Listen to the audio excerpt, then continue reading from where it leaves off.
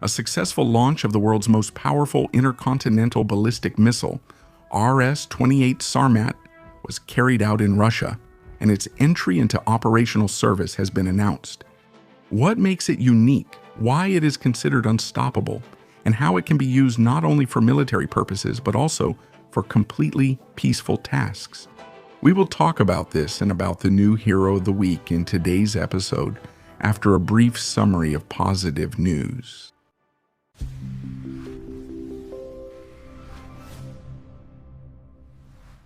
Another batch of T-90M ProRiv, T-80 BVM, and T-72 B3M tanks has been delivered to the troops. The certification test cycle for the newest PD-8 aircraft engine has been completed. Another small missile ship, Burya, of Project 22,800, has joined the Navy. Another electric vessel of the Moskva 2.0 project has been launched in St. Petersburg. Kamaz has adapted its 13-liter diesel engine for use on ships instead of the Volvo counterpart. The Kalashnikov concern has presented the first longitudinal turning automatic lathe in Russia, the ISH Kaliber 20. A new power unit has been put into operation at the Krasnoyarsk CHP-1 in Nizhny Novgorod. A production facility for automotive mold making has been opened. In Yekaterinburg, there is production of large format glass. In Moscow, there is production of medical compression products. In St. Petersburg, there is production of orthopedic products. In Udmurtia, there is a robotic dairy farm.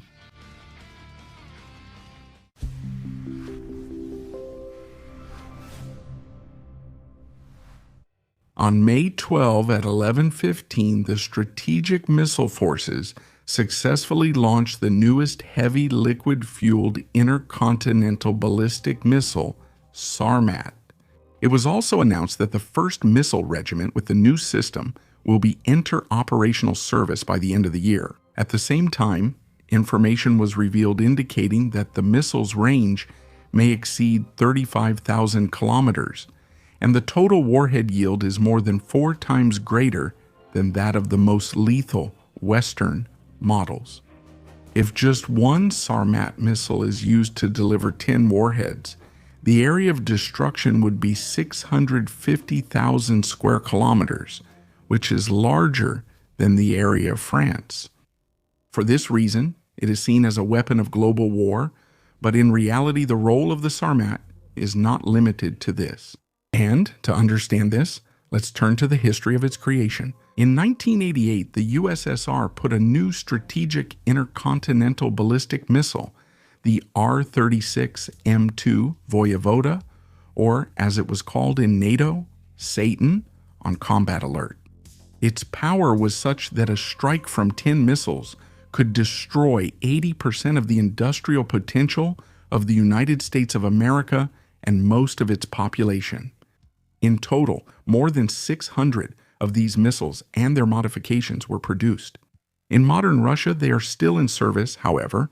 Already in the 2000s, the development of a more modern model, the RS-28 Sarmat, began as a replacement for the Voyevoda. This is explained not only by the obsolescence of the R-36M2, but also by political reasons.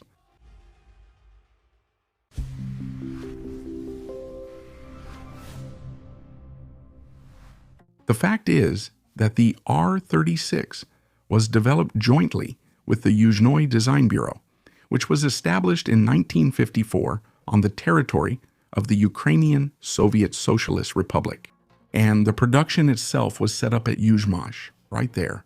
Therefore, after the collapse of the USSR, the design, documentation, and production facilities remained on the territory of Ukraine, and Russia lost the ability to produce the Voyevoda. It was theoretically possible to try to recreate it, but in practice it made no sense, since it was more reasonable to make a new, even more advanced missile. And to do that, it was necessary to solve a number of complex problems. First and foremost, the challenge of standardization, because not only the missile itself is important, but also the underground silo where it stays until 0 hour. The location of such silos is well known to the enemy, and in the event of war, they will try to strike them first in order to disrupt a retaliatory attack. That's why these silos are well protected and are a kind of engineering masterpiece. For example, the 15 P718M silo launcher for Voyvoda missiles, thanks to a number of design solutions, is able to continue functioning even after a nearby detonation of a nuclear warhead. And at the end of the 80s, an active protection missile system called Moser was successfully tested. This is an artillery system that, in the event of an enemy missile or drone approaching the silo, fires a cloud of 40,000 metal darts and balls up to a height of 6 kilometers, creating a zone of total destruction. So Sarmat needed to be made more powerful and have a longer range than Voyvoda, but at the same time fit within the dimensions of the existing silos. Anyone who has ever dealt with engineering or development can imagine how difficult this task is. But that's not all.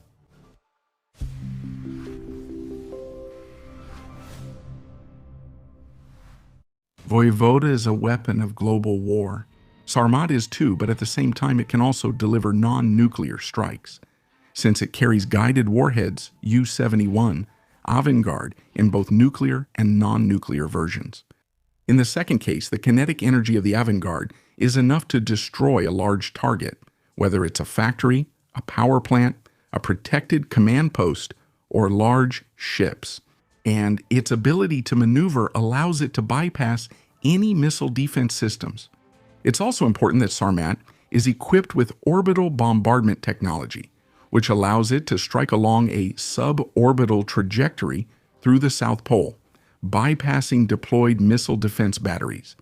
All these qualities, along with a flight range 3 times greater than that of the Voyvoda, make Sarmat absolutely unstoppable by both existing and future defense systems. But despite all its formidable features, the missile, although designed for war, will apparently find some civilian applications as well. After all, it will be capable not only of incinerating cities and countries, but also of peacefully launching satellites into orbit. We already have a well-tested program like this. The same Voyvoda missiles, after being taken off combat duty, were not sent for disposal but were instead converted into Dnieper space rockets and used to launch satellites into orbits up to 900 kilometers high. The same capability is built into the RS-28 Sarmat, only now without the involvement of Ukrainian engineers. It should also be added that the Sarmat should be seen not only as a weapon, but also as further proof of the highest caliber of Russian engineers. After all, they have created not just a launch vehicle, but a device that the enemy will try to destroy, by all means not only before launch, but also during its flight. This means it must incorporate thousands of solutions to enhance survivability, from special shielding coatings that protect the equipment from ultra-hard X-ray radiation, to indestructible autonomous control systems. And all this was accomplished not within the vast network of institutes and factories across the Soviet republics, like in the days of the USSR, but within a single country whose name is Russia. And that's something we can all congratulate ourselves on.